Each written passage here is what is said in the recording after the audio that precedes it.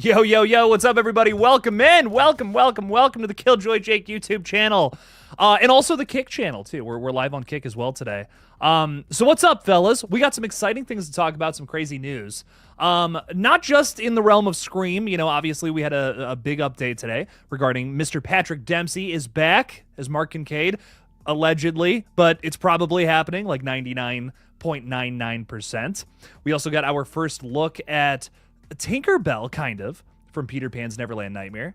She does appear in the trailer, but nonetheless, pretty exciting stuff. A 28 years later update, which I'm sure we'll get into tonight, as well as confirmation on a theory I came up with just this past week, which is, like, actually a little bizarre. One of the weirdest things from probably this entire little update stream we're doing tonight, there was just too many things to talk about.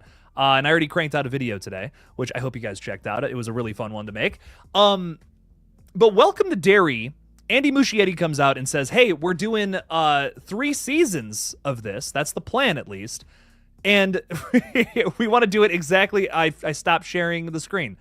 We want to do it like literally exactly how I was talking about in that video from just a couple of days ago. So they want to do 3 different seasons, all from each, like, a bunch of different eras of when Pennywise struck the town, which is really cool. So it's every 27 years, of course, that Pennywise comes to town. And they had the years listed somewhere, and I'm trying to remember where it was. Here it is. So the first season is, of course, 1962. We've known this for a while. The second season is 1935, and the third season is 1908. So each season is going to go backwards in time. And I literally was just talking about this. I'm like, that would be so cool if they just kept going back further and further and further and further. And I think that's dope. I'm so excited to see what this ends up being. We have, like I said, we have a lot of other updates to get into, but that was one where I was kind of just like mind blown. I'm like, no way, I just talked about this. It's crazy shit. Love it though.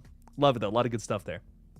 But anyways, let's say hi to some of the wonderful people hanging out with us tonight, and then we'll get into some more horror updates. Skull and Bones Productions is saying, can't join this one. Jake got school tomorrow. Have a good stream, everyone. It's all good, dog. I just appreciate you stopping by and saying, hey, it means a lot to me. Thank you. Thanks for being here. I love Pennywise. Me too. I'm excited to see some more Pennywise here in a minute. I need some more clown horror after after it, not it, Terrifier 3. Definitely need some more clowns in my life. I have another theory for Scream 7. What if instead of Stu coming back, the killer is one of Gail's obsessed fans from her job as a reporter? I was kind of pitching a similar theory to this during the Scream 6 times. I thought that would be so cool. That movie could have focused on Gail a little more, I think, considering we were like in New York, we're in her new stomping grounds. I think it would have been really cool to see something along those lines happen, you know, like a Gail-focused Scream movie opposed to Sydney. That would have been kind of dope. I still think they could do something like that, personally. But I really like that a lot. I think the idea of a dark reflection of Gail being a killer would be very cool to me. I would love to see something like that. Also, with Mark returning, I have a very bad feeling he's going to die in 7, maybe the last kill. I just don't see a happy ending for Sydney because Derek got killed and Billy was the first Ghostface. Yeah, she doesn't have a whole lot of luck with guys, does she? Yeah, I wouldn't be so. You know what? There's a part of me that's like, I don't even know if I'd be surprised, but we'll see. You know, we'll see what ends up happening with them. I hope. Like, here's the thing for me, King Matthew III, my liege. I bow down to you, my king. My thing about this is, rumor has it, they might be doing a whole new trilogy. So for that, in that case, maybe they keep Mark alive just so that they can, like, kind of tell this story. I'm not saying Mark's safe by any means, but maybe they keep Mark alive so that they can kill him in a future movie, you know, especially if Scream, like, let's say 7, 8, and 9 is one big trilogy. I could totally see keeping Mark alive, maybe until like the 9th one, and then killing him off is like almost like a sacrifice sort of thing. But I don't know. You know, obviously, smoke and mirrors is what we're talking about right now. Total speculation. Will it actually be one big trilogy focusing on Sydney, her kids, and her kids' friends? I don't know. You know, we're not 100% sure about that. It's just rumors as of right now. Necro Mechanimal coming in to stab the chat. What's up, fella? Getting a little stabby over there. I love it. Wrestling God is saying, hey, Jake, I got a steery. A steery is a stew theory. Awesome. I've heard them all. I think at this point I've heard all the stew theories. I I'm trying, I love it. I respect it. I guess I'm trying to dive into some other stuff though, too, because we have talked Stu to death, I feel. Shot by Shot is saying, what's up, Jake? How's it going? This live stream is going to be good since I haven't had a good week from this kid at school. I'm so sorry to hear that. I hope everything's going good there. Hopefully things go better, I should say. More positive times in the future for you, my friend. Antidus is with us, and Tonus, if I'm pronouncing that correctly. What's up, fella? By the way, how am I doing? I'm fantastic. You might notice a little bit of steam coming over here. I just realized that. You might be able to see that. That is a little humidifier I literally just got today. It is so dry here in Ohio. So no, my room is not on fire. It is just, it's just steam, I promise. But Antidus, hello. How are you doing? Welcome in. Thanks for hanging out with us, my friend. Comedic Creeps is so excited for Chicken Man. I love to hear that, dude. Yeah, Chicken Man comes out tomorrow. I can't wait for you guys to check it out. It's kind of nuts, man. I've been talking about wanting to do this short film since the end of 2023, and here it is finally dropping at the top of this month. So I'm really excited for everyone to see Chicken Man. It's going to be a lot of fun. It's a short I'm very proud of. I think it's the most, it's the coolest project I've done to date, and I can't wait for everybody to see it. Definitely going to be a lot of fun for sure. Trayvon King, what's up, fella? How's it going, Mr. King? Yo, yo, yo. Slasher Studios is saying, hey, Jake, I am excited for more Scream 7 news. 90 slashers are back. Hell yeah, they are. We have the new I Know What You Did Last Summer and now Scream 7. We need Urban Legend Legacy sequel. I almost thought you were writing Urban Legend Legacy, you know?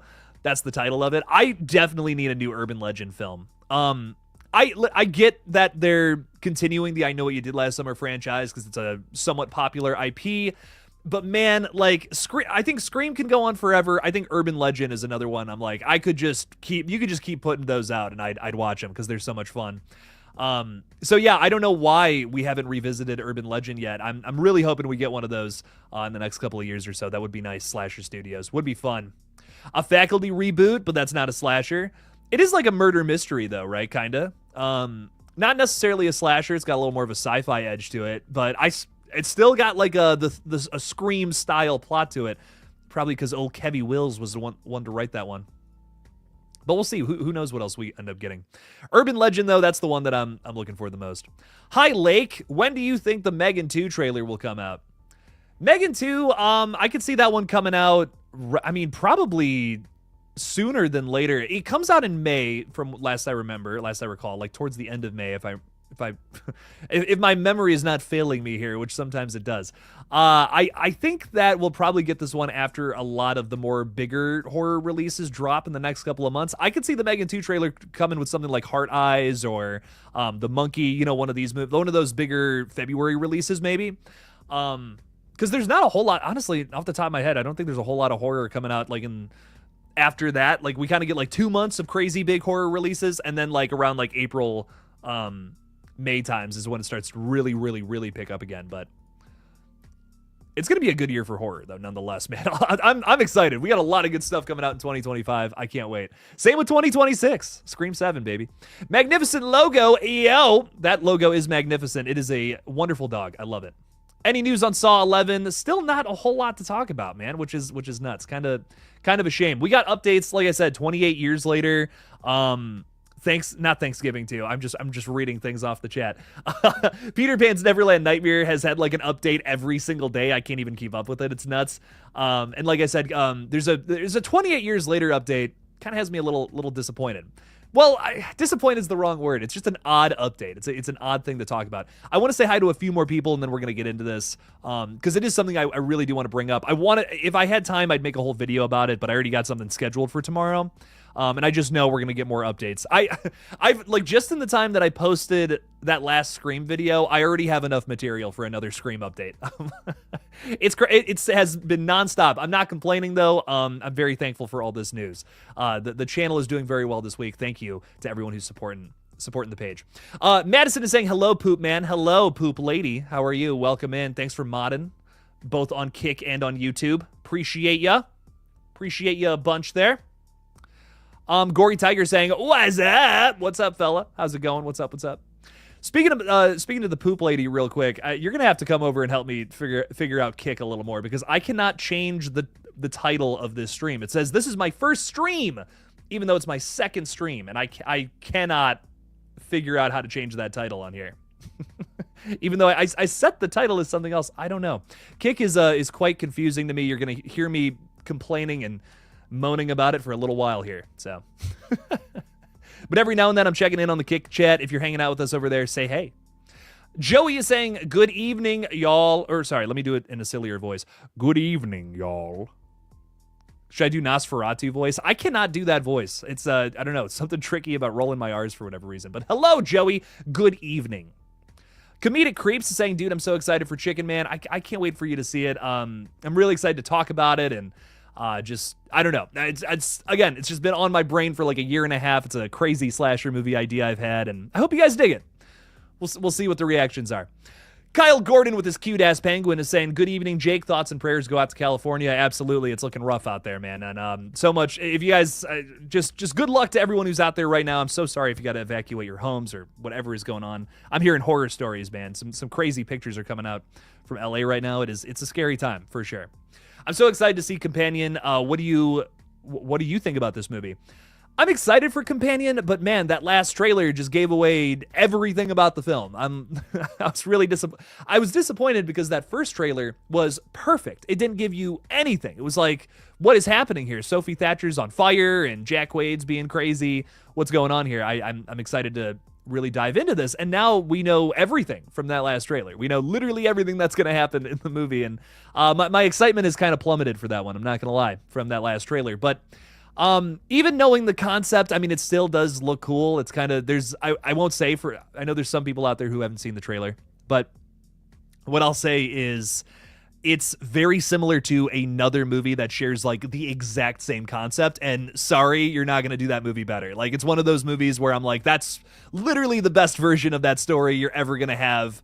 I can't like possibly fathom a better way to do that. So I don't know. My expectations, I guess, have been lowered. Had I figured all of that out in the theater while I was watching it, I might have a different take on the film, but now that's kind of been compromised. Jason Carpenter, thank you for being a channel member. You know, speaking of which, I want to give away some of these real quick. Real quick before I get into this. I was meaning to do this on the stream last night, but you can't give YouTube has got some weird things going on here. You can't give away free memberships on members only live streams. That doesn't make sense, right? Because it's like, I want to do that so that people come in and say, hey, that'd be cool. But here we go. We're gifting 5 free memberships right now, so you can join in on the Wednesday members only streams, which is really fun. So if you're interested in popping by for those, we're watching movies every single Wednesday, and I'm going to start doing some giveaways literally every Wednesday. So by being a member of this page, you might be able to pick up a 4K copy of, where the hell is it? Wait, hang on. Giving away The Shining on the next one. So you might be able to win this bad boy if you become a member of the page. So Wednesday streams, we're doing giveaways. It's going to be fun. Hopefully I can do it for every Wednesday, but we'll see. we'll see what's up with that. But real quick, Jason, I'm so sorry. I know I'm keeping you waiting here. Those memberships just went to Paula Fitzhenry, Ella, JD636, NRU Cody, and King Parham. Welcome to the fold, everybody. I expect to see you on Wednesday now. No, I'm just kidding. No pressure. But welcome in. Appreciate you, fellas. Jason Carpenter saying, Jake, I got Companion and Heart Eyes as my early 2025 knock out of the ballpark movies. Avoiding the second trailer of Companion. Good. Avoid it. Heart Eyes, I guess I'm a little less upset about, because I don't know, I guess I almost saw it coming that we were going to know about a lot of the kills in that one, just based off of the way a lot of these films market their movies. I'm thinking back to like Thanksgiving though, and like some of the cooler kills from that movie were kind of spoiled in the trailers, but I still ended up having a good time watching them. I think the big thing about Thanksgiving though was that there was more components to those kills that we didn't see in the trailers. So I guess that's what I'm banking on for Hard Eyes. There's something else about these kills that we just haven't seen yet. Hopefully, like, I think the biggest example, if you're like, Jake, what are you talking about there with Thanksgiving, is when, like, for instance, the big kill from the trailer we were all talking about is when the girl gets her head dunked in the sink or whatever, and she's frozen to the walk-in freezer door. the other side to that, when you actually sit down and watch Thanksgiving, is the fact that she's trying to like call the police and open her phone, but she can't because her fingertips were frozen off and ripped off from the door, and her face was all mangled as well, so she can't use her Face ID. So it's got like a little bit of a mean-spirited commentary towards technology in Thanksgiving, which I really enjoyed, and I loved that. I really did enjoy that element to it, which again wasn't previously known to us in Thanksgiving. But Jason, I'm very much so with you. I think both of these are going to be some fun watches. Companion, like I said, I do have that opinion that there's just another movie that has done this concept better. But I am excited to see I am excited to get into all of this and see what it's all about. Raptor Crashers Incorporated is saying, I watched Nosferatu yesterday. Probably better than Terrifier 3 objectively, but I would much rather rewatch T3. I'm in the same boat. Maybe, I don't know, maybe I just like trash movies, but I think I would rather watch Terrifier 3 all day, every day, again, over Nosferatu. I did like Nosferatu. It's not supposed to be a diss towards the new Robert Eggers film. It's just a story that I guess I've been through on multiple journeys in a couple of different movies. I was talking with Daniel from the Cobwebs channel. Mad shout out to him. He's awesome. He loves this story, like to death. Like it is one of his favorite stories and all the different iterations. Obviously, Dracula and Nosferatu are two different stories. One is just based on the other. But there's significant differences between the two.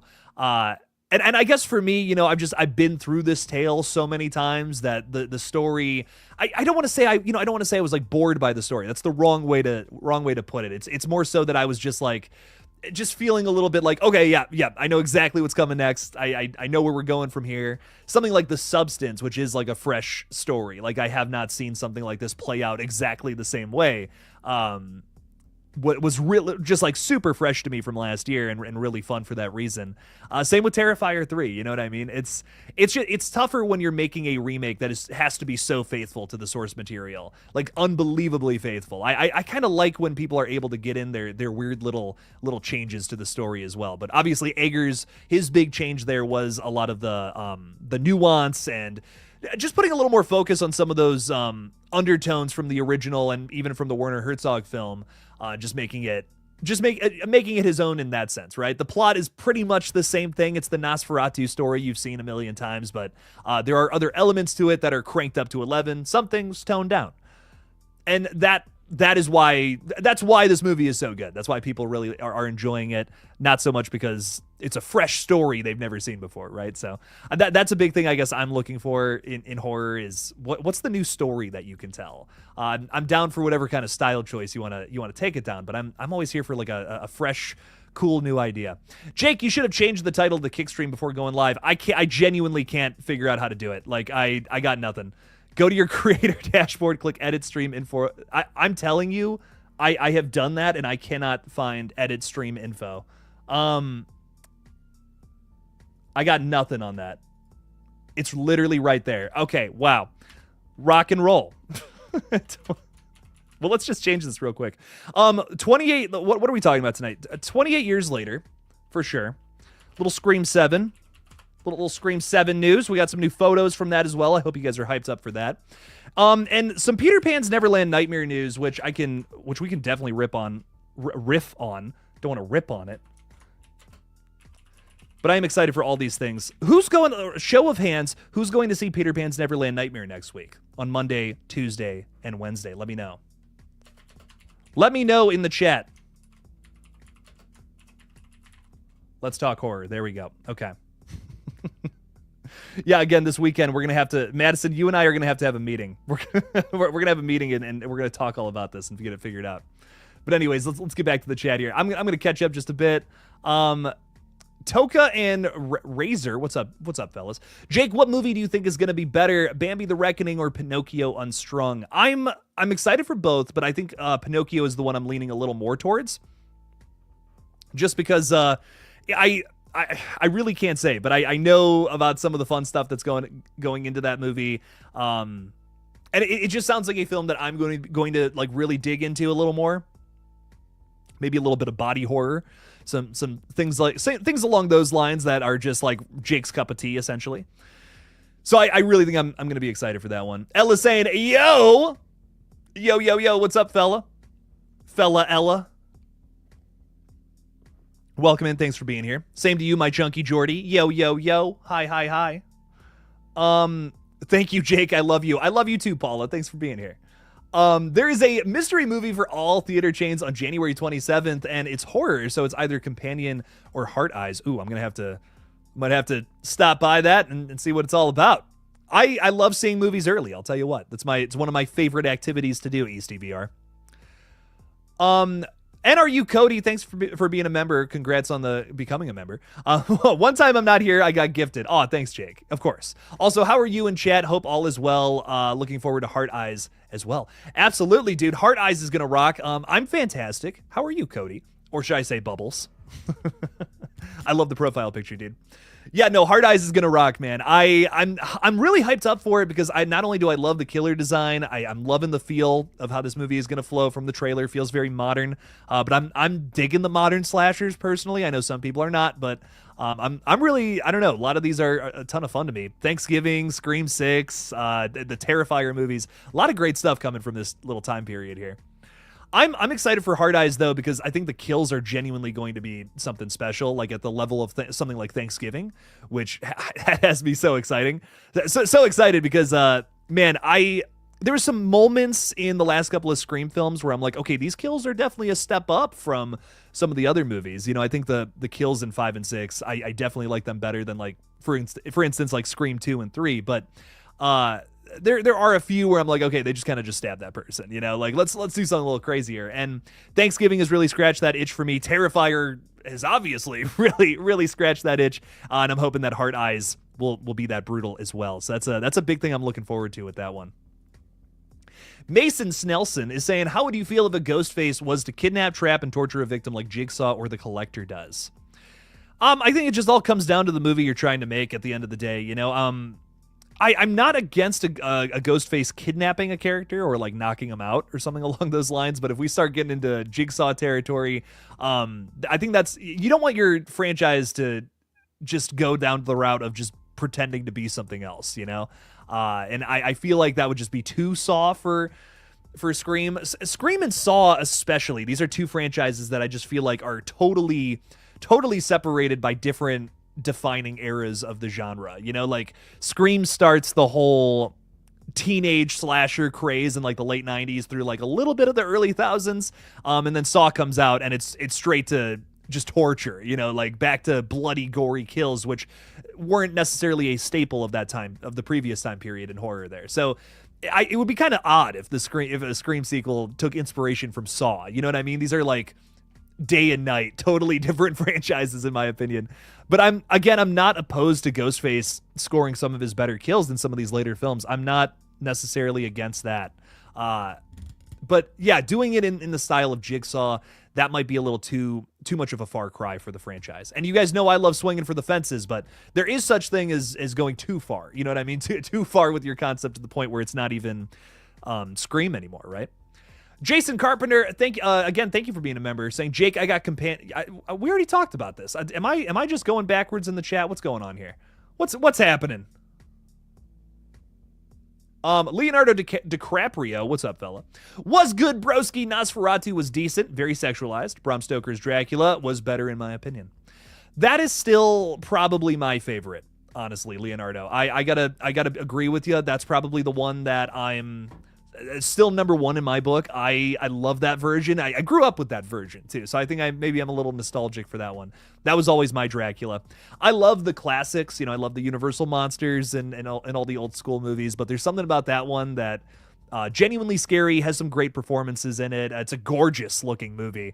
Keanu Reeves is doing his best in that one, so I love it. I have a lot of love for that movie for sure. What else is going on here? Piper Hollow 21 is saying, I'm curious, will the fires delay the filming of Scream 7? Scream 7, they're shooting it over in Atlanta, so they should be okay. I don't believe anything's happening in California. They might be doing something on like a set or something at some point. I'm not sure, not 100% on all that, but I know that majority of filming, or at least everything that I know about, is taking place over on the East Coast here. Which I speculated on this a bit today. I wonder if the movie will take place in Atlanta or not. Atlanta is it is a bit of it's a destination in the Scream universe, as we know from the previous film. Kirby is from there. Our Ghostface is from the opening scene are from Atlanta as well. So I imagine it's probably going to take place in Atlanta, right? Is that just a coincidence that we happen to be filming there, as well as that city playing an important part to the previous story? I don't know. It's a big question I have on my brain. Skylights Productions, there's already a trailer out for Chicken Man. It's been out for a month, my friend. Go check it out. It's me screaming at a TV. It's awesome. If you want to get a little bit of a lore dump on who Chicken Man is, go check it out over on the Human Egg Productions channel. There's a little 30-second teaser there. I just hope Blumhouse doesn't overplay or show too much of Megan 2.0 in the trailer. Well, they're already doing, they're killing Wolfman with the marketing right now. So I can imagine they're probably going to do the same for that one, unfortunately, which I don't even want to say that, right? I really hope they don't spoil too much of it. That would be a fun one to just get completely out the gate, no context, nothing. Who else is with us tonight? We got Goku Cena saying, I got a feeling the Ghostface killers are going to attack random people, similar to the killer clown attacks in 2016. Honestly, would be cool to see in Scream 7. What do you think, Jake? Everything with everything's got to be with a purpose, right? One of the big things I've learned about screenwriting is if anything that's going to be on screen in your movie, there's got to be a reason to be there. It's got to somehow evolve into the next thing, right? If you have one thing, it moves into the next. You can't just show a bunch of different things happening on screen and hope there's a story there, because that's not interesting. That's not fun. I love when this thing happens, therefore this next thing must happen, and so forth. There is yet another thing that happens because of this other thing, and it all comes back to this one original event. Those are my favorite kinds of stories. It's just the most like real life. It's close to imitating real life, and that's what makes it fun and interesting. Funneled stories. But yeah, I hope that if there was random attacks from Ghostfaces, they're not killing anybody for any specific reason.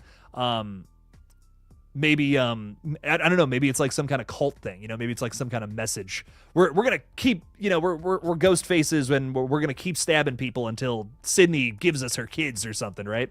Kind of like the Joker in The Dark Knight. I'm gonna blow up. Yeah, like. I don't think I can say that on a stream, but I swear I'm just quoting a movie. Are you in Scream 7? Kevin broke his NDA, so can you. That's really funny. Kevin Williamson is Kevin Williamson, though. That's the thing. He can break NDAs. I can't. So even if I was, I couldn't say. I would just if I was in Scream 7 and I just told everybody I'm in Scream 7, I would get crucified, I think. Cadbread is saying, hey Jake, how are you today? Vibing out, man. 4th stream of the week. I'm trying out 5 streams a week, seeing how it goes. And it's been fun so far. It's a good time. Chilling out, talking a little horror, man. Nothing better to do, honestly. Let's just talk horror, man. Honestly, it's an exciting week to talk horror, so it's sick. Jack 5 is even saying, damn, we getting KillJoy Jake streams every day now. Jack, when the news is hot, when things are exciting, why not? Why not get on here and talk with all of y'all? A lot of things to talk about, which, speaking of which, I know I'm kind of revolving a little bit around Scream 7 a lot, but we do have some exciting stuff outside of the world of Scream. Let's run this a little bit here. That's the wrong button. As you guys can see, KillJoy Jake, not tech savvy.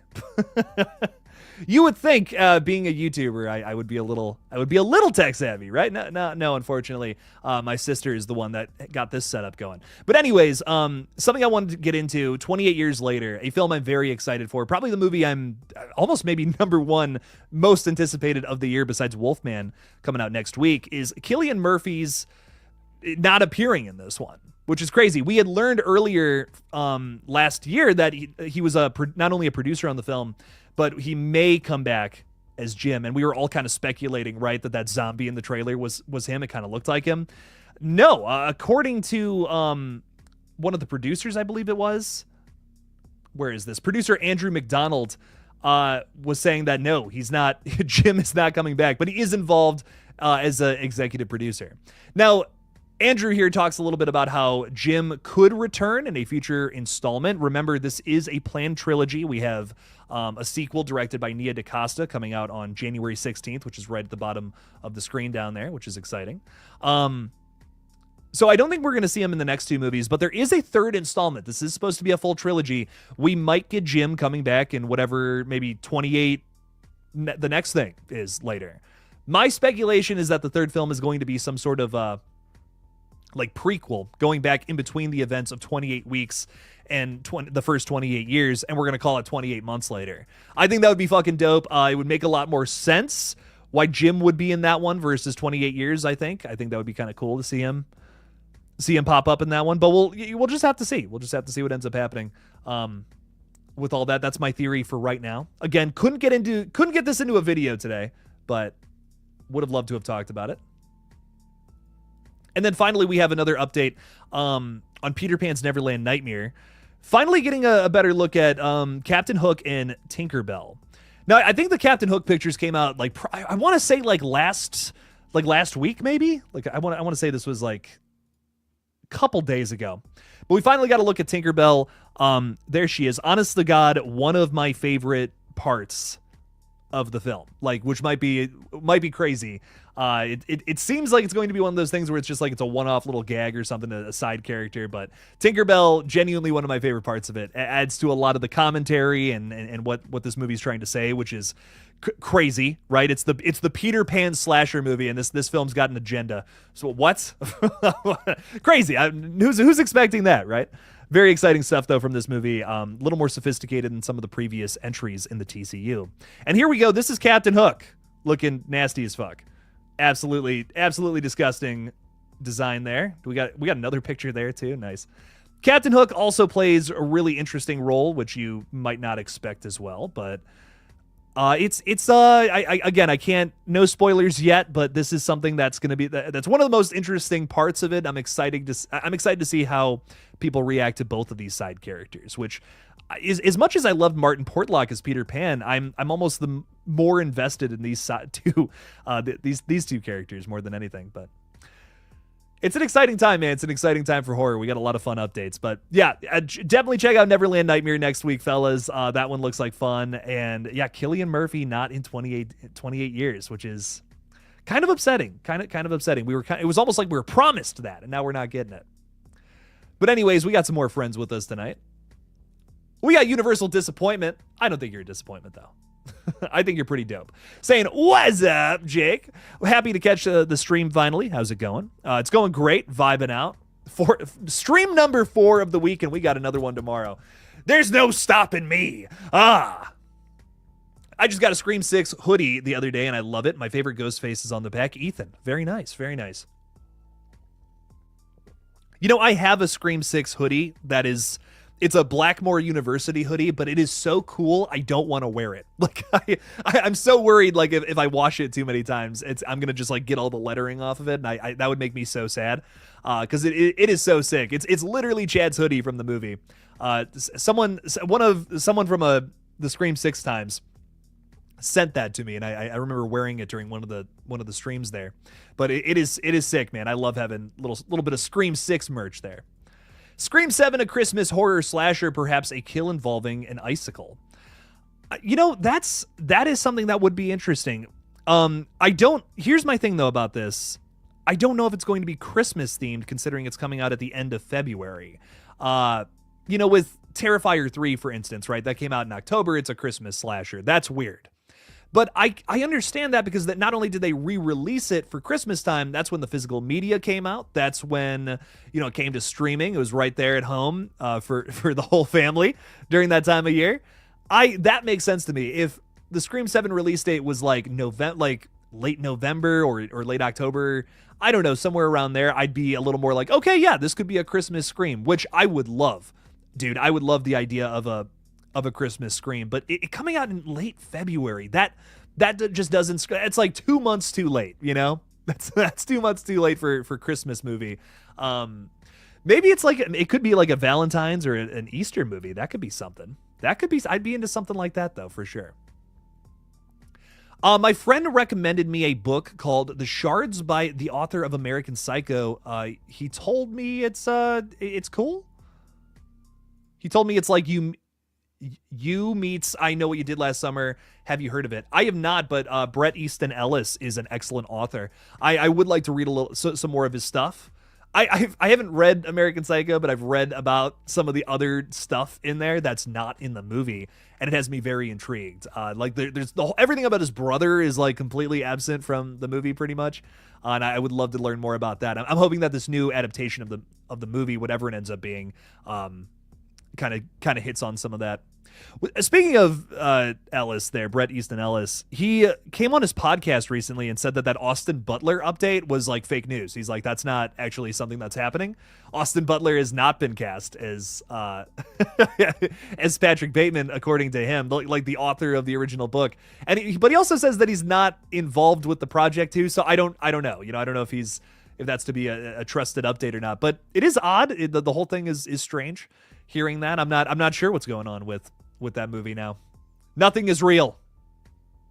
Nothing is real. We're all living in the Matrix. That's what I think. Pirated Copy is saying almost at 30K subs. Nice, Jake. Oh yeah, we're almost there. So if you have not subscribed, please do.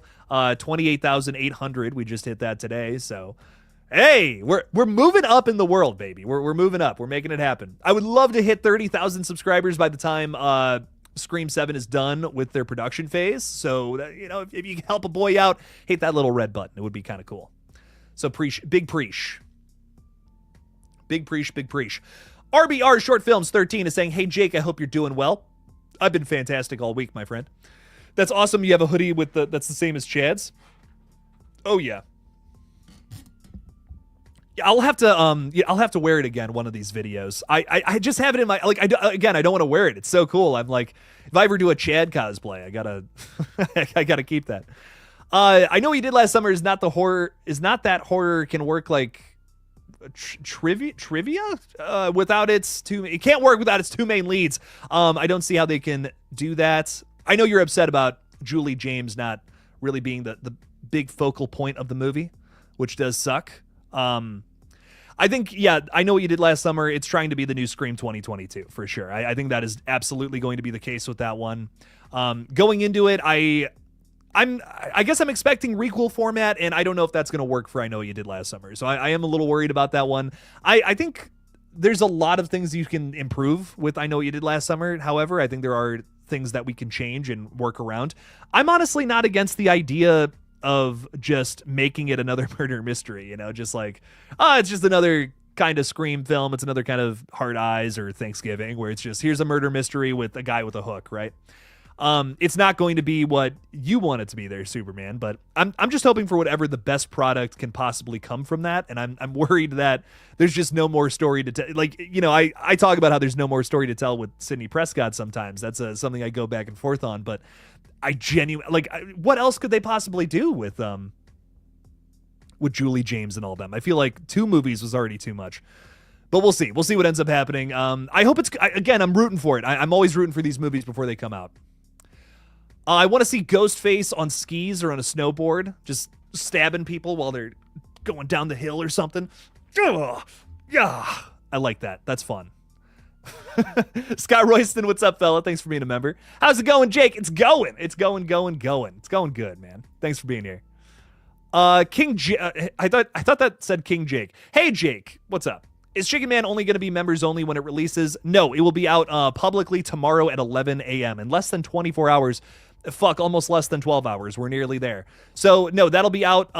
What was members only, though, is members have gotten to see the first 2 minutes yesterday. So if you guys check out my stream that I did yesterday, if you're a member, as of right now, you can see the first 2 minutes. Just click on that stream. It literally it's somewhere in the first 10 minutes of the stream when we were talking about it. So definitely go give it a watch.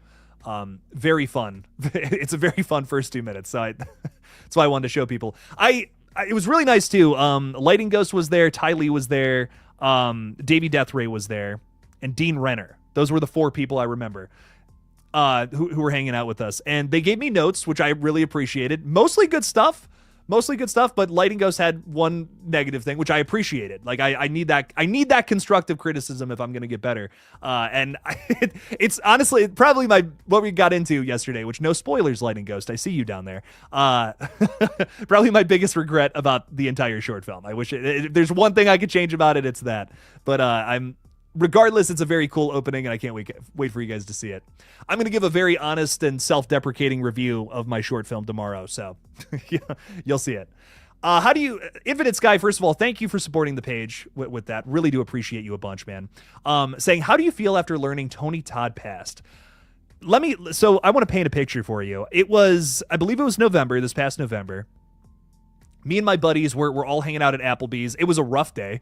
I remember we had everyone in my little circle kind of had a bit of a rough day. So we're like, let's go to Applebee's and just get a drink, man. We need to just chill out for a little bit and vibe. We're all sitting there and we're all just talking and we're like, yeah, it can't get that bad though, right? It can't get worse from here. And I shouldn't have said that because notification pops up on my phone. Tony Todd passed away. And I mean, it was almost tears. There was almost tears in my eyes. I was like, Candyman? No, what?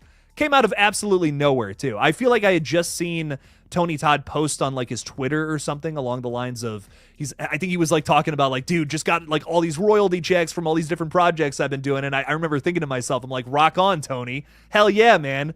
Get that cash, Tony. Good for you, buddy. And I just remember thinking he's so awesome. I can't wait to see more of him and other stuff. And then that happens. So I was genuinely distraught. That's a legend we're talking about right there. You got Freddy Krueger, you got Pinhead, you got Candyman. I mean, he's right up there with some of the other greats as well. It's truly upsetting. But no one, I think the thing too is you'll never be able to do Candyman again. Like, who's gonna do that better than Tony Todd? I really think the 2021 movie, while elements to it are very fun, they just missed out entirely on the fact that they didn't make Tony Todd Candyman the whole time again. How great would have one of these modern slashers been with Tony Todd back as Candyman? I mean, you watch those sequels, right? You know, those Candyman sequels, and they're fun, they're whatever, but I just think, man, if they had a little more money, a little better equipment behind the scenes with the crew and all that, God, those movies could have been actually fantastic. The original is a classic. I mean, 10 out of 10. No complaints about the first Candyman, but those sequels, they're just a little rougher. It's fun to see Tony Todd, of course, but I just think, like, what if that 2021 movie also had Tony Todd running around hooking people? And I don't know, there's missed opportunities in that film is how I feel about it, but it is still, I still think it's great. I think it's a fun watch. It was just a really upsetting time though. I was truly, that was one of the hardest losses I think we've had in my little 5 years of doing all this. So Infinite Sky, thank you for the $2. Thanks for supporting the page. And yeah, that's just a major bummer, dude. Major bummer. You're going to get my friend to sub to the channel. Thank you. I appreciate that, Jack5. Means a whole bunch. We're really nearing 30K. Like, it's happening. It's kind of nuts. I'm going to be in tears. It's crazy. Scott Royston just gifted 5 KillJoy Jake memberships. Dude, thank you so much. I really do appreciate you a bunch. That's 5 more people who can hang out in these Wednesday streams, which is going to be a ton of fun moving forward. Every Wednesday, we're doing a member stream, unless there's holidays, which is why Christmas and New Year's there was no members only streams. But moving forward, yeah, members, we're doing a bunch of crazy streams now, which is going to be fun. That's going to Easty VR, Denise Wheat. I like that name. What's up, Denise? Alexa Sekulik, Albany Saratoga Media Collector, one of our mods, and Dialing Space. Hell yeah, welcome to the fold, fellas. And welcome back to some of you. So good stuff there, Scott. Thank you so much for the memberships. Love that.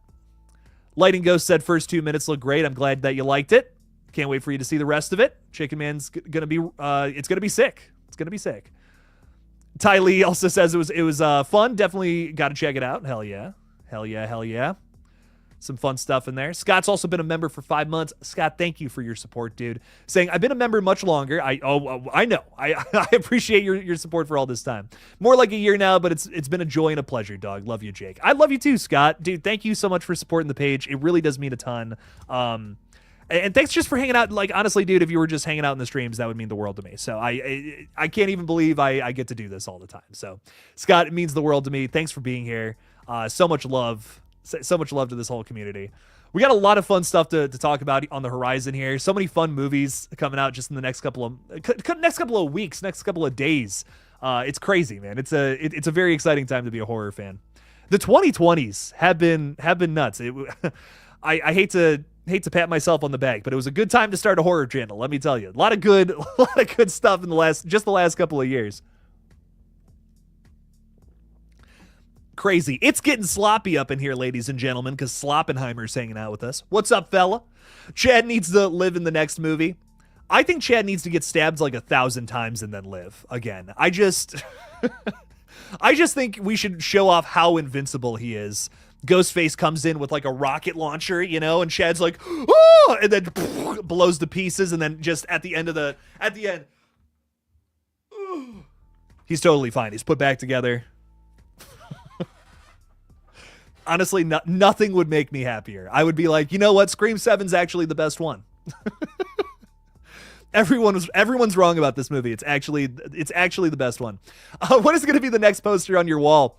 I'm really hoping, they don't always have these, but at a lot of the advanced screenings I've been able to attend, which I'm very fortunate for, very fortunate to attend a lot of these. Sometimes they'll have posters, and that's where I got Bam, Bam, and Bam, which is nice. Those three bad boys, and also that Terrifier 3 one was from a Terrifier 2 re-release, which was sick. But I'm really hoping that at the Wolfman screening this upcoming week, they have posters for that. I don't know. I love Lee Winnell movies so much. It would be so cool to put a Lee Winnell poster right there, because we got a good variety. We got some classics, you know. We got The Mummy. We got Creature from the Black Lagoon. We got Terrifier. You know, you got a slasher up there. You got Thanksgiving too. Jaws. I mean, come on now. The best shark movie ever, undefeated without a doubt. And then we got some modern movies there, Smile and Quiet Place Day One, which is cool. But I would love to get Wolfman on there as well. I think that just fits with Creature and The Mummy, you know, but it's like the new take on it. That would be cool to get one of those posters. I do have if I don't get a poster from that one, I do have an Overlord poster from 2018, which is not hung up on anything right now. And you know what? I just realized I also have a Jurassic Park poster too. So something's going up there at some point, because it does feel a little unfinished, right? With nothing right there. So we'll get that fixed up real soon here, Easty.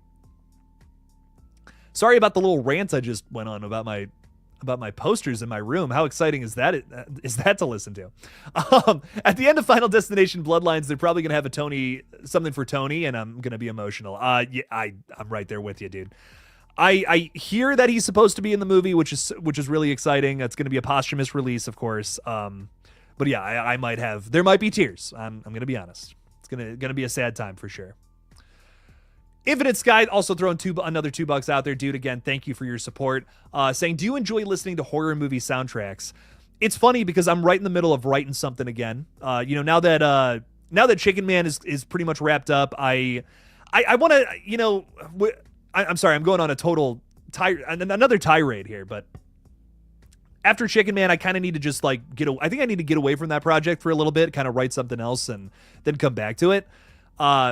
And one of those things is one of those things I like to do is I like to listen to a bunch of horror music. That's how I get inspired. I used to like watch movies of something similar to what I want to write, but now it's like I just listen to soundtracks of different vibes I want to harness, and that's been something I've been doing lately, writing something. I'm 20 pages into a found footage script right now, and I'm loving it. It's I'm really liking where it's going, and I've literally just been listening to like John Carpenter and a bunch of different weird stuff.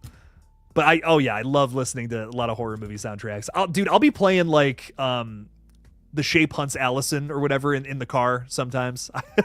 I'm not embarrassed by that. I don't care. So if you're driving by me and you just hear a bunch of crazy synth music, well, that's why. I'm just vibing out, okay? Let me vibe, damn it. But I especially love listening to horror soundtracks when I'm writing stuff. That's like my absolute favorite.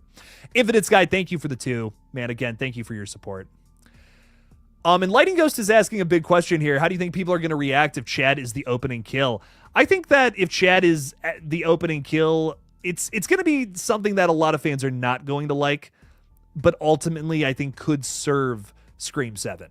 My thing is, a big complaint from Scream 6 was that Chad had like the coolest death of Scream 6. Like absolutely one of the, in the moment, like when I had not seen the ending yet, I'm like, oh my God, they killed Chad. I'm sad, but that was so fucking cool. Like, I'm like, that was the coolest death ever.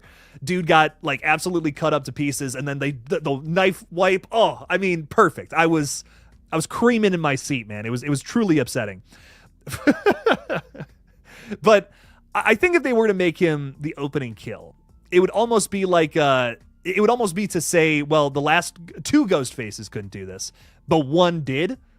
And that means that this guy is more, this Ghostface is something else. It's something different.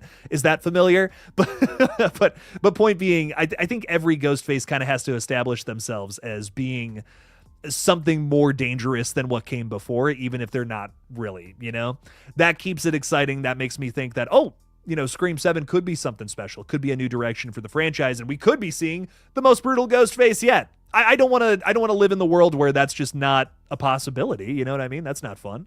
I like to live in the world where there is a possibility that the next Scream film could be like one of the greats, one of the better ones in the whole franchise. I'm not expecting anything better than the original, but it would be cool to see, Scream 7 be like one of the best sequels, right? That would be dope. Saw X, man. I mean, whoever would have guessed the 10th Saw film would be like one of the best ones. It's third in my rankings. Like, it's number 3. Never would have. If you would have asked me 5 years ago that, I'd been like, no, you're wrong. That's ridiculous. What? Come on now. But I'm excited for whatever Scream 7 holds. Tom is saying, yo, new to your channel, watched one of your vids a couple days ago and thought you were funny. Thank you, Tom. I appreciate that, man. Appreciate you a bunch. Thanks for hanging out with us tonight. Welcome in. Let me know what you're the most excited for in terms of horror. We're, obviously I'm talking about Scream a lot lately, but this is a channel for all kinds of horror movies. So let me know. Let me know what thing coming up in the world of horror is the thing that you're anticipating the most. Jack 5 is saying the first 2 minutes in the trailer are giving me Black Christmas vibes. If you're talking about Chicken Man, yes. I was very inspired by Black Christmas while I was writing it. Black Christmas is one of my all-time favorites. I think it's a top 10 slasher ever. I don't know, just it really works for me a lot. So Chicken Man, whatever it ends up being, if we ever get to make the feature for it, definitely will be very Black Christmas inspired. Am I ever going to make a tier list of the Terrifier 3 kills, or should you wait for T4? I think after Terrifier 4, you should make a mega stream with every kill from the Ninth Circle to Terrifier 4. Just rank all of them.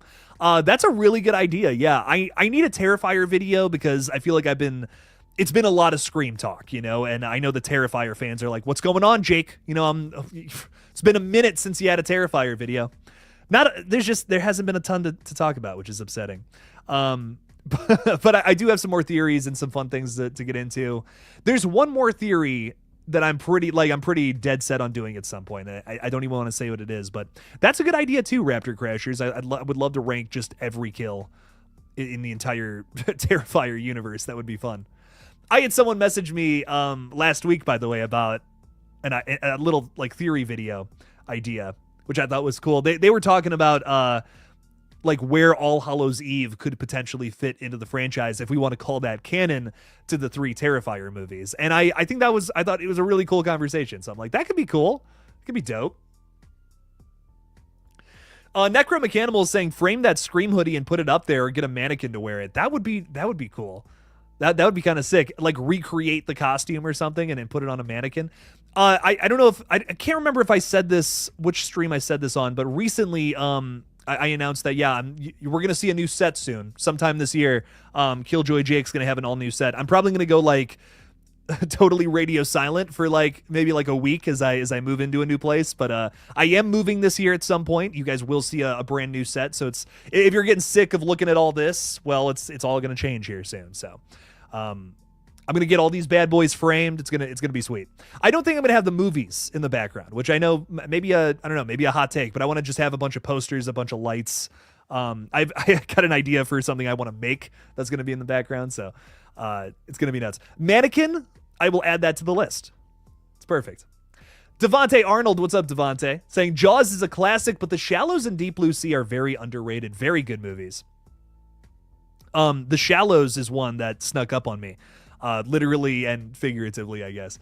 I kind of wasn't expecting to like that one as much as I did, but that one was sick. Deep Blue Sea is, of course, super fun, super cheesy. And like Raptor Crashers is saying, that death is ridiculous. That's awesome. Paula Fitzhenry giving a little love to the new Mummy movie. Love that. Love talking a little bit about that. I would also love to see Brendan Fraser come back for that as well, Paula. I think that, he kind of made a comeback, right? The last couple like 2019 onward. He was kind of making a comeback in a lot of different stuff, different movies and different TV shows. I'd love to see him be in that. Would be cool. I know it sounds like Lee Cronin is trying to make more of a horror version of the same thing, essentially. But I would love to see him in that in some capacity. Maybe doing straight horror. I don't know. I'm here for it. Why not? Jason Carpenter throwing another 2 out, or just a 2 out there. Thank you for your support, dog. Saying, not horror related, did you watch Carry On? It's awesome. I'm hearing people rave about it. I've seen it recommended on Netflix a couple of times. Actually, my girlfriend's sister told us to watch it because she said she really liked it. So yeah, I need to check this one out. I've been missing a lot of big releases. I've been really focused on there's a lot of weird horror movies that I've just been catching up on. I've had this watch list of things where I'm like, I gotta sit down and watch these. They added a movie that I couldn't find recently to Shudder, which I just watched, called Them, which was excellent. Oh my God, that was really good. Really enjoyed that one. But Carry On, I'll have to watch this one this weekend at some point. It looks good. It does. I've seen like a preview or whatever. It looks sick. So I'll definitely have to check this one out, and I'll report back to you, Jason, for sure. Netflix originals, man, they're so hit or miss. It's rare that I just trust them and say, okay, I'm gonna watch this. I've been disappointed a few times. That's all I'm gonna say. But whenever I hear a lot of praise, a lot of raving for something, that's when I know I definitely got to sit down and give it a watch. But dude, thank you for the 2. Do appreciate you a bunch. And Antonis, I think is the name, saying, when will the Lilo and Stitch full trailer come out? My girlfriend and I are so excited for this one. We are over the moon about this. Cannot wait. We both love Lilo and Stitch. I need it in my eyeballs immediately. Very excited for this live action, which I'm so like anti live action Disney movies, man. But this one, I'm like, okay, all right, you got me, Disney. Damn it, I'm excited for this one. What can I say? Catching up on the chat a little bit here. Madison is reminding me I still haven't seen The Whale. The movie is so good, you should watch it. For those who don't know, Madison, although she does like horror, her favorite genre of movie is sad. Just anything that'll make you cry, and it bums me out a little bit. No, I'm kidding. But Madison loves anything that is just tear-jerking and truly sad and upsetting. I've watched some of the saddest movies I've ever seen in my life with this woman, and dear God, I was a mess after some of them, let me tell you. My Sister's Keeper, man, I can't watch that movie again. That was actually too much. And The Whale, I've been putting that one off too because it just looks really sad. It looks really just like I'm gonna cry my eyes out watching that one. But we'll see what ends up happening. Hopefully I'll end up getting to some of these movies this weekend. We got a weekend of movie watching to do. It's gonna be fun. Bella, road to 700. Bella, are you trying to get subscribers? Let me help you out here. Go to channel. Road to 700. You're at 634. I got you, dog. There we go. 635. Bam! What's up, Bella? Hi, Jake. What are your thoughts about Jill and Stu coming back in Scream 7? I love, these are two of my favorite, you're talking about my 2 favorite killers here. Love them both. Number 1, number 2 in my book, which might be a hot take. I know Billy Loomis he's great. Love Billy. But Jill and Stu, man, they're the craziest. They're my top of my list.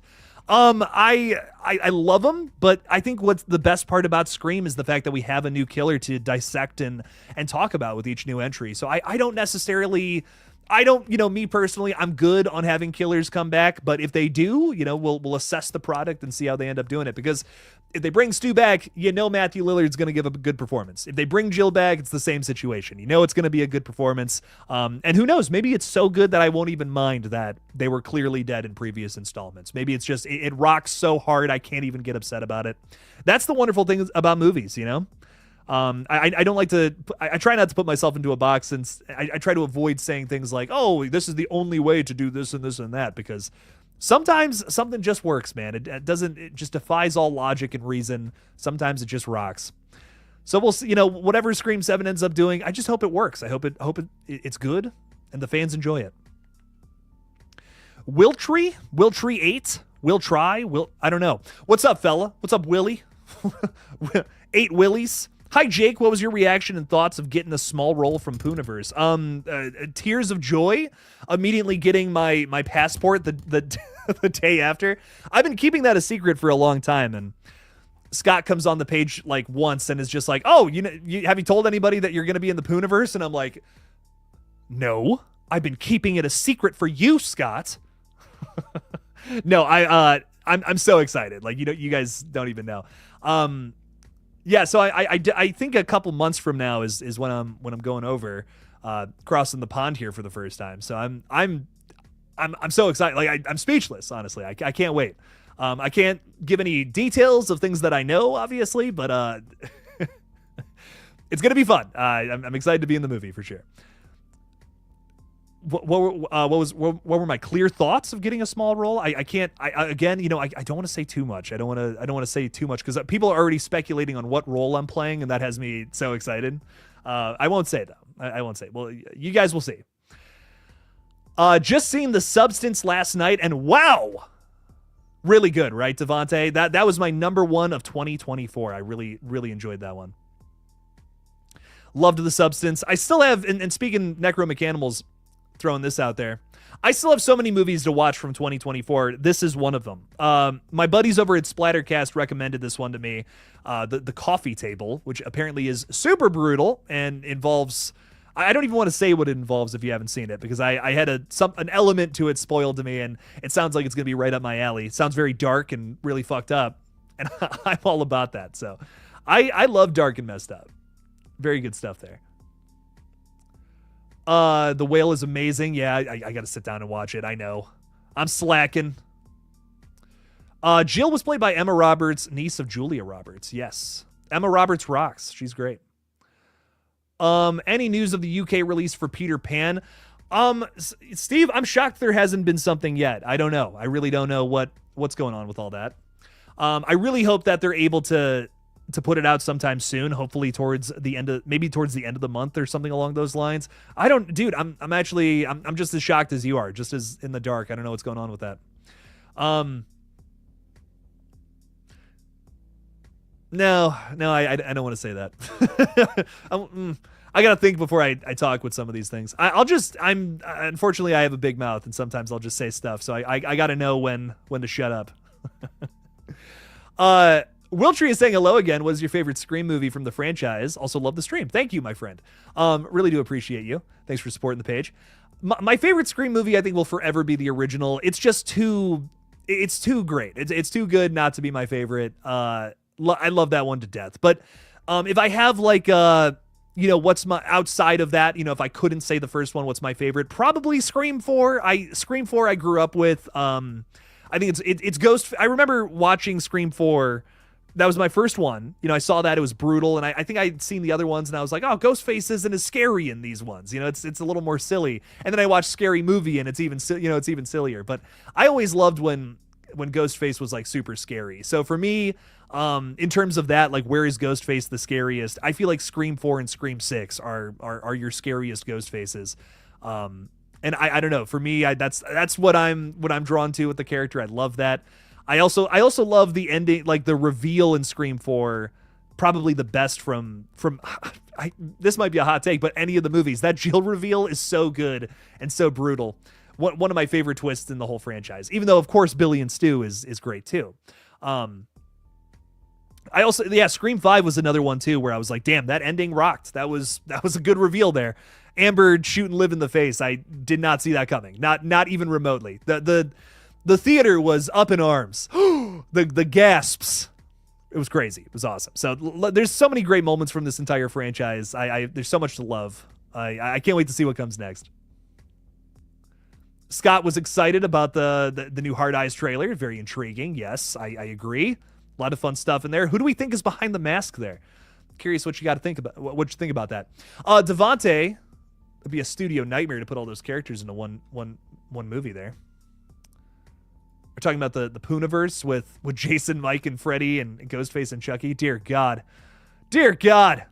I still want like a new video game with all the slashers just fighting each other. I think that would be so much fun. So much fun. I know there's like old school, like fighting Mortal Kombat emulators where they just have like slasher villains. Mortal Kombat 1 is Ghostface, right? But I would just love like a slasher fighting game. Just all of them in one big game. That would just be so much fun. Like something modern too, something that plays like one of the latest Mortal Kombat games. That'd be awesome. How does Brundlefly eat?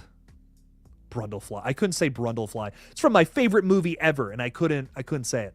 Brundlefly eats by throwing up on it and then just like sucking it up. It's really upsetting. It's one of my favorite scenes in that whole movie. I am just such a big fan of I'm such a big fan of gross out horror. If you my writing partner Connor Caligaris is him and I are going back and forth about something gross I want to do in this new thing we're writing, and he's like, no, I don't think that fits the vibe, and I'm like, dude, trust me. I'm like, that would be so gross. And I think he's right, but I just gross stuff in horror movies, it works so well for me. And this sequence in The Fly, it just, I don't know. I don't know if it makes me laugh. I don't know if it disturbs me. It just makes me feel something that is that is truly upsetting. So Brundlefly is such an interesting character because he's disgusting, he's gross, but it's also like you feel bad for him because it's like he was just this dude and had this awful accident, and then he kind of turns into a literal monster. But I love The Fly so much. These are my favorite kinds of villains, the ones that are sympathetic, but still at the end of the day, villain with a capital V, you know? They're running around, they're killing people, they got to be put down, but you feel kind of bad about it, you know? I love characters that you don't just feel like one way about. You know, there's multiple angles to them.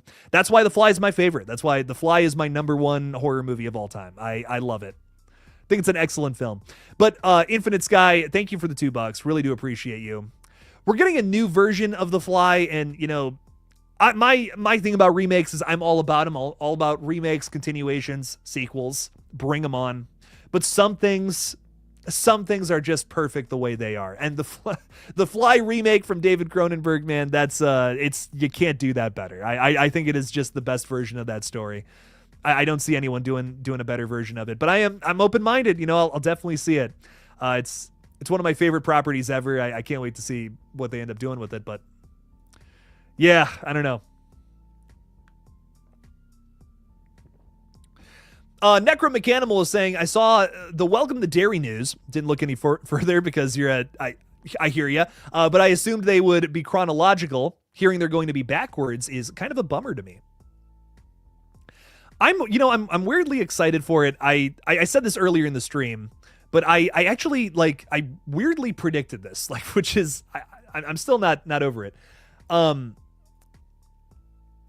Let me pull up this video. So I posted a video 6 days ago called "It Welcome to Derry" will feature a hardcore Pennywise, and the theory that I threw out there is I'm like, you know, if they make multiple seasons of this, they should just go back in time through all the different Pennywise killings every 27 years, and Andy Muschietti comes out this week and is like, yeah, that's what we're doing.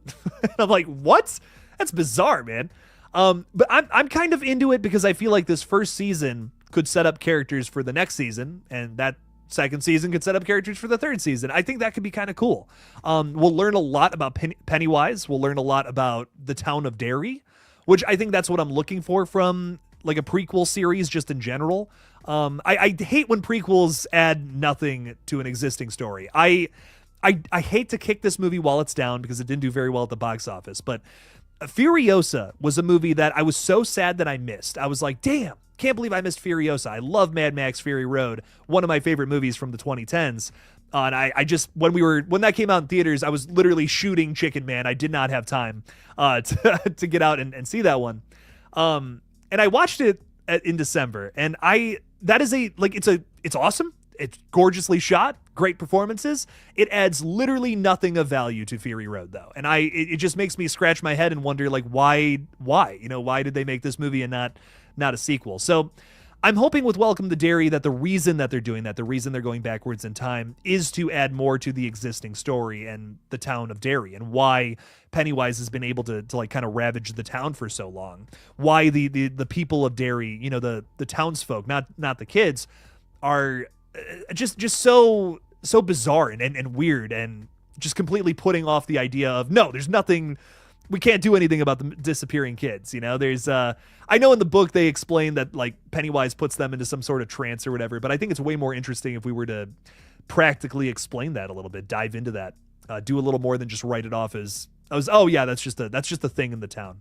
I think we can expand upon that more with this series, and I'm hoping it does. I'm really hoping it does. So I'm keeping faith in this series for now. I love Bill as Pennywise, man, so I'm a sucker for that. I think I'm gonna end up liking it, but we'll see. You know, all things come down to execution. I thought I was gonna love a Chucky show too, and that was not necessarily my vibe.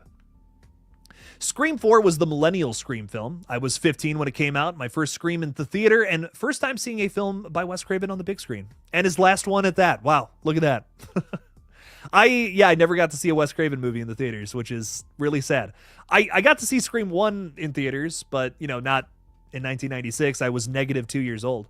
But yeah, that is definitely a regret. I wish I could have seen one of his movies in theaters and a John Carpenter movie too, which both were out in my lifetime, which makes me sad.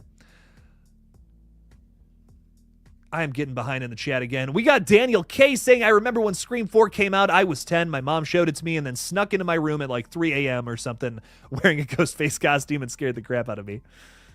Dude, my introduction, you know, my headspace on Scream will always be a little altered, a little different than everybody else's, because, you know, this is a franchise that started as almost more of a tool to poke fun at other slasher films, right? To just be like, well, you know, these movies follow these tropes and we're going to completely destroy that and break it down, right?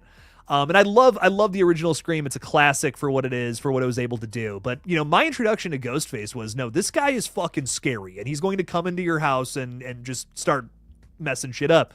I think the scene that really won me over with Scream 4 is, you know, like a 10, 11-year-old as I was. I want to say I was like, maybe I was 12, 13, because that was 2011, right? Yeah. 12 or 13, whatever year that was when I saw it, was when the Olivia death scene, when he pushes her out the window or whatever, and like there's just blood all over the room. I'm like, oh my God, Ghostface is a fucking menace, man. This is awesome. So my introduction to Ghostface was, no, he's scary. He's a brutal slasher. And then you go back and watch the other ones, and they're just not as scary in comparison, in my opinion. I don't know. Maybe for other people, some may disagree, but Screams 1, 2, and 3, to me, the strongest element to them is the commentary, and that's what I love the most about them. The comedy too. The characters are great. Scream proved that, you know, slasher movies don't always have to be about the big kill or how menacing a Ghostface or how menacing a slasher can be. You can also put emphasis on the characters, the story, the commentary. And that's what I've always really been drawn to with some of the earlier Scream films. But 4, 5, and 6, to me, the big attraction is the brutal kills, is the fact that you have a slasher villain that is maybe a little more menacing than some of the previous iterations. Not to say that Screams 1, 2, and 3 don't have that, but I don't know. To me, Jill scares the fuck out of me way more than Mrs. Loomis, personally. You know, I would be much more scared in the room with Amber Freeman than Roman Bridger, which I don't know, might be a hot take, but for just the performances, man, the performances just fuck me up in some of the later films more. It's a strange franchise for that, man. It's a very strange franchise. I think that's why I love talking about it so much. The Fly romance story reminds me of An American Werewolf in London's tragic love story. Yeah. Some of these, both of these movies are classics for a reason, right? Romance is such, that's another thing too. I told, Madison and I, we watch a lot of stuff where like there's romance in it, and I'm like, I'm so picky with romance because it's so oftentimes is not done. It's not done right, or maybe it's exploitative's not the right word. Sometimes it's indulgent. Sometimes there's a lot of romance I see in things where it's just like, it's really indulgent and it doesn't feel realistic, and it's like, it's clearly a little pandering. And that to me is what I can't get into. But something like The Fly is romance that pushes a story forward. And that's what I love about something like this, something like An American Werewolf in London. But both of these movies use that with purpose. You know, it's not just there because, oh, the guy's hot or the girl's hot, right? It's there because the story completely relies on it in both of these cases. So that is where romance really works for me in horror. Those two examples. Excellent stuff. Thanks so much for subscribing. Of course, I hope you get to 700 soon. Good luck. Good luck, my friend.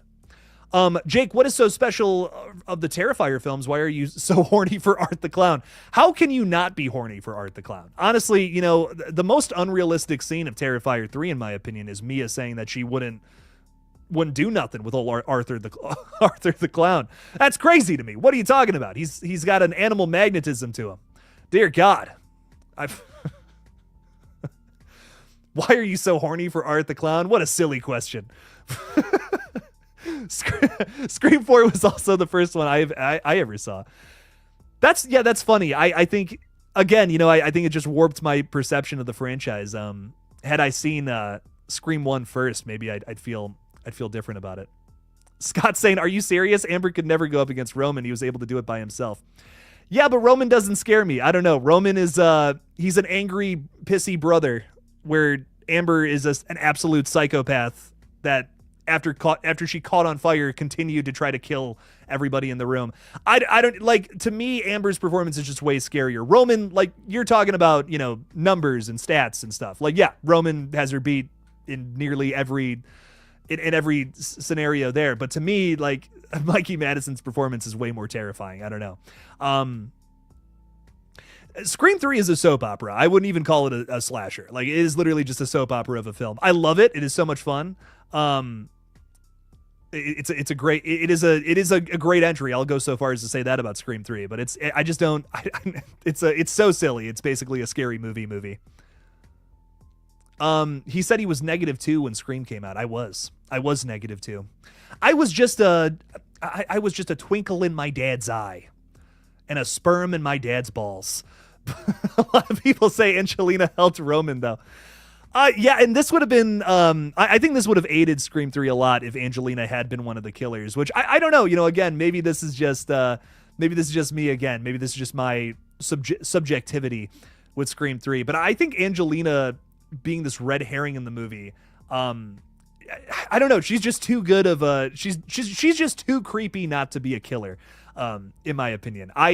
I'm more creeped out by Angelina than I am Roman in the film, which, I don't know. Maybe that's just me. She just comes off as way too interested in Sydney. And I know, you know, she's playing Sydney. Okay, maybe that explains it. But that to me is why she would be perfect as a killer. So I don't know. Angelina and Roman, if that were the duo revealed at the end, that would have been way cooler, I think. Did you know that Tigger is getting his own solo horror movie in the TCU? I must have missed that. There have been like, I mean, I'm not even kidding. I think I've seen like 6 TCU updates just in the last 48 hours. I can't keep up with it, dude. They're releasing clips left and right for Peter Pan's Neverland Nightmare. They're announcing characters like Tintin and there was another one too where I was like, oh my God, there's more. All these characters are going to be in Pooniverse. What? Crazy. So yeah, there's TCU news updates left and right. I'm trying to keep up with all of it, but it's been a week, man. It's been a week for news, let me tell you. A lot of fun stuff. Roman isn't that scary. Then again, none of them are. Then again, anyone aggressive can be scary with a knife. I think some of the, and that, you know, here's my thing. Just because I'm saying Roman isn't scary, that doesn't mean he's not like an effectively fun killer to watch. I think there are things about Scott Foley's performance I like. But again, you know, I don't think the strongest aspect of Screams 1, 2, and 3 is not how scary they are. I think it's more so the commentary, the campiness, the fun of it. You know, we're talking about some of the most fun horror movies ever made, in my opinion, those original 3. So just because I don't really find them scary doesn't necessarily mean that's bad. There's this awful misconception with horror that people think that it has to be scary. Horror has to be scary to work. No, it doesn't. It can be campy. It can be fun. It can be just horror adjacent at the very least and just have some kind of dark energy to it, but still make it fun. Beetlejuice, great example. Beetlejuice isn't scary, but it is horror adjacent. It deals with a horror themed story, and maybe it's a little creepy, but I wouldn't call that film scary. I'm not scared of Beetlejuice, but if I say his name one more time, I might be fucked. That guy might be running around in here again.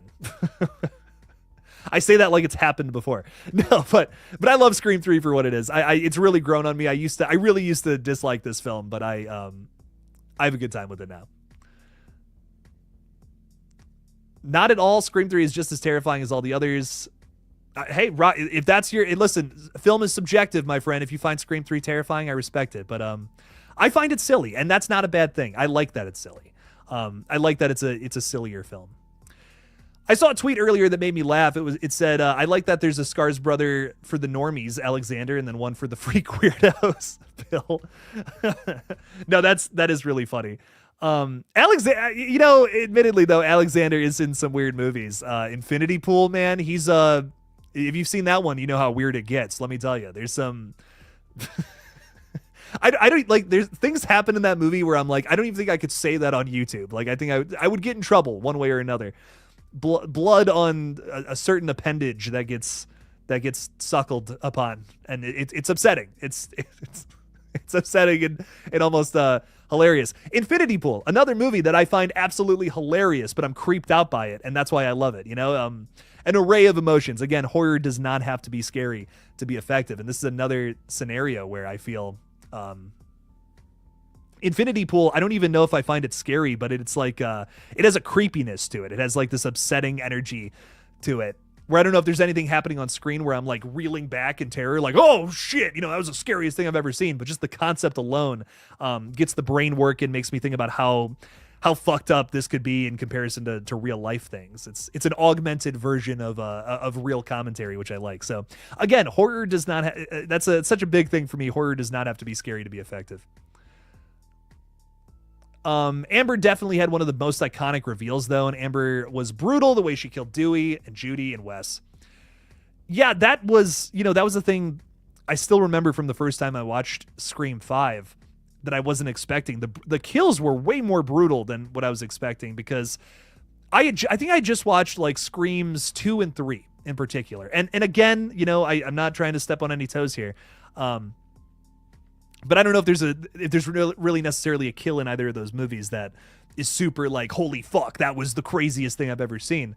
And then you go into Scream 5 and the slow knife through the neck is genuinely painful. Like it is so hard to watch in that movie. So memorable too. It's such a great sequence. But here, pros and cons for both, right? Let's say Cece Cooper in Scream 2 has an excellent chase sequence, which is like undeniably one of the best parts of that entire second film. One of the most iconic moments in the entire Scream franchise. Gale and Dewey going through the what is it, the records room or whatever? Like that is so iconic. Some great shots in there, shot beautifully, orchestrated really well. I don't know, just some excellent stuff going on there. But the kills are whatever.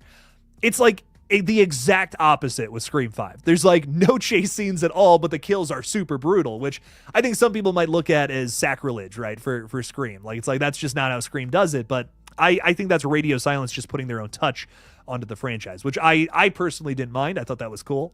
Some people are expecting Scream 7 to feel a little more chase scene-y, like have some tension building and all that. But either way works for me. Both of them are a lot of fun. And I don't know, I like the gross stuff. I like reeling back in terror, watching something genuinely awful happen to people on screen. That's probably why I do all of this all the time. So I love it. Evil Dead is still to this day, I think, the very best horror franchise ever. 5 movies that I could put on at any time, any place, that are just so good. I fucking love Infinity Pool. James! You know what I'm talking about. If you've seen it, you know what I'm talking about. If not, you probably thought I just moaned James A. Janice from Dead Meat, but but otherwise, there's context for that. Infinity Pool's great. It's wild. Scott's saying that Scream 3 has more comedy in the film, but it still has its dark moments. Scream 3 is dark in its commentary. That's where you get your darkness from, and that is also, I believe, one of the strongest elements to Scream 3. I love the very punk rock commentary of the film that's literally shitting on the guy that was kind of fucking up the movie the whole time. So I think that's another reason why I've really come to love the third film, is because of a lot of those behind the scenes stuff. Don't let these streams fool you. Killjoy Jake is the killer in Scream 7. Critical Overlord, stop spoiling it, man. Brutal. It's me and Critical Overlord. We're both the killers in Scream 7. This is all a facade. I'm in Atlanta right now. I'm filming with Kevin. That would be awesome. How are you doing, man? What's up? Welcome in. Appreciate you for stopping by. Hope you're doing well. Hope you're vibing out, making some Scream videos, I imagine. What could the Scream 7 commentary be? For me, I think if Scream 7 just completely ignores everything that's been going on with the franchise lately, they're just missing out. And I think there's a time. Right now, this is the time for them to just start making fun of themselves a little bit. If Scream 7 does that, I think it's going to be a little more, it's going to be humbling. I think it's going to be like a humbling thing to kind of be like, well, we're focusing on Sydney again. I know that there is a side of the fan base that is so excited for this, but let's be honest, there's also a side that is not, and doesn't understand why they're doing this. I think if they don't comment on that, you're missing out a bit. Scream 6 had a lot of commentary on the franchise, which again, maybe you're hearing me say this and you're like, well, Jake, that's a little repetitive. They kind of just did that in the last film, which I totally agree. And if they approach it the same way, well, that's going to suck. But if they comment on things that literally just happened, firing Melissa Barrera, bringing Sydney back, I think there's ways to do that in a way that totally works in a Scream story. And how do you do that? You have a killer who is so obsessed with Sidney Prescott. You think that, I need to be the one to kill Sidney. I don't even care about anything else. I'm so focused on that. Well, you're crazy. You know what I mean? That's there's something to be said about a killer who has that kind of motive, and why that would work really well for a 7th entry, all things considered. So I'm really hoping that it's a simple motive just like that. It's just I'm someone who's obsessed. Maybe the killer this time around says, I'm someone who's obsessed with true crime. I think the Ghostface stories are so interesting. I can't believe there hasn't been a Ghostface to go over and kill Sydney yet. I mean, Christ, the Ghostfaces, they didn't even go after Sydney in the last one. We need to fix this. Maybe there's a Ghostface who wants to get the franchise back on track, as some may say. And that to me would be like perfect commentary for where the franchise is right now. I don't know. It's simple, it's effective, it's a motive that hasn't been done before. I'm into it. Simple, effective, and stands apart from a lot of the other movies. How far is Atlanta from Powder Springs? Anyone know? About an hour? I feel like this is a joke, and it's totally going over my head. Unpopular opinion, Scream 2 is my least favorite of the franchise. Ooh, damn, okay. Hey, I respect it, though. I think the thing I love about the franchise is I constantly see different rankings of all these films all the time. They all appeal to different people, and that to me is what is great about it. It does lead to a lot of discourse. Some people love maybe 4, 5, and 6 more. Some people love 1, 2, and 3 a little more. And it's interesting. It's really interesting to see how things shake up. I'm so in the middle. I can't say I'm one way or the other, because I think Scream 2 has really grown on me a lot more lately. Scream 4 is still my favorite sequel for sure, but I think I would honestly go, like, my top 3 is probably the first one, 4, then 6, then 2, 5, and 3 is probably how I would rank the whole series, which is like, it's probably a weird ranking, right? But I don't know. That's just, the more I watch him, the more I'm like, okay, there's a lot more things I appreciate about 2. 2 has moved up my list a lot. 5 has moved down my list a lot. And 6 has kind of moved. 6 has moved down a little bit. So it's weird. It's I have a lot of mixed feelings about this whole franchise, but I do love it. Jake would make a great killer in a Scream movie. I would love that. That would be awesome. It was fun playing Jamie in Red Right Hand, let me tell you. If you guys are new to the channel, we made a Scream fan film back in 2022 that a lot of you watching right now were able to fund. Really do appreciate that a bunch. Still one of the most fun projects of my entire life, and I'm glad we were able to make it. So that is up on the page right now, which is cool. Posted that like 2 years ago. It's almost nearly at 40,000 views, which is crazy. Like, I can't even believe it has that many views. So kind of nuts. Really do appreciate that. The voice changer in Scream 3 is now the scariest part of the film with AI now. And if a new Scream film were to use the voice changer, it would totally work because of AI and all that bullshit. I think that would be genuinely scary with some of the shit going on in Hollywood right now. Also something I wouldn't be against in terms of commentary if we want to fuck around with some of that. Definitely into something along those lines. Definitely a real threat to movie makers right now is generative AI. King Matthew III is saying, I meant by fighting I was one of the Ghostface extras. You were supposed to have a scene with Nev in 5, but I got COVID before I could film it. Oh, that's not good. That's dope, though. I mean, it's dope that you were, even in the question. That's kind of sick. Psycho and Night of the Living Dead are not scary at all anymore, but I love how well made they are. Some of the best horror movies. Exactly. I've watched these multiple times and I love them, even though maybe they're not maybe they're not horror movies that necessarily make me stay up all night, and I'm so terrified of them, but they're well made and they're so interesting. Those are other movies that you could just pick apart all day and say, oh, that's crazy that they ended up doing this. Nuts. What do you think the chances are we get a winter snow-filled cabin in the woods Scream 7?